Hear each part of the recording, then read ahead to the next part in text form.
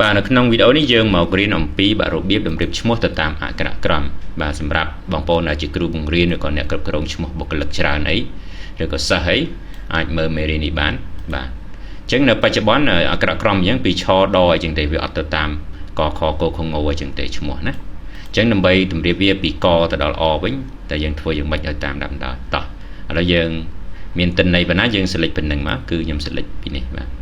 ចឹងអ្នកនរគ្នាត្រូវ select ទាំងអស់ទាំង page ទាំងអីតំណែងប្រាក់ខែទាំងអស់ការពារយើង select អស់វា load ទៅវាខុសជួរណាបាទចឹងយើង select បែបហ្នឹងបន្ទាប់មកយើងយកពាក្យថាបាទ insert sorry ណាយកពាក្យថា data តើមកយើងយកពាក្យថា sort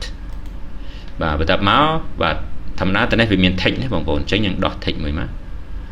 បាទបើយើងអត់ដោះ text ទេវាចេញបែបនេះណាបាទចឹងយើងត្រូវដោះ text មួយ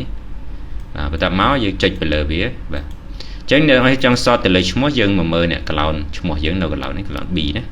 ចឹងតើយើង select កន្លែង B មកឈ្មោះណាកណ្ដាលនេះយើងយកលើធម្មតា cell value ហើយបន្ទាប់មកនៅកន្លែងនេះយើងយកពី A ទៅ Z មានពីកទៅ អបាទបន្ទាប់មកយើងចុច OK ខ្លាច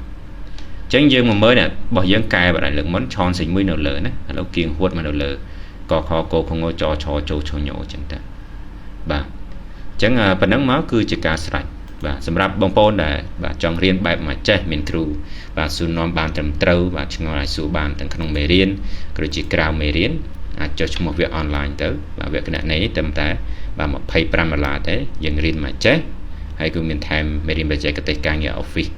បាទប្រហែលជា60វីដេអូទៀតបូកជាមួយនឹងយើងសួរបានរហូតផងដែរបាទសម្រាប់អ្នកចង់ចេះមានគ្រូត្រឹមត្រូវអាចចុះឈ្មោះរៀនទៅអត់ខុសទេបច្ចុប្បន្នសិស្សយើងចូលរៀនបានល្បាក់80នាក់ឯណាចឹងអ្នកនរអាចចុះទៅតម្លៃមកចេះតែ25ទេសួរនាំបានរហូតផងដែរអូខេអញ្ចឹងយើងជួបគ្នាក្នុងវីដេអូក្រោយ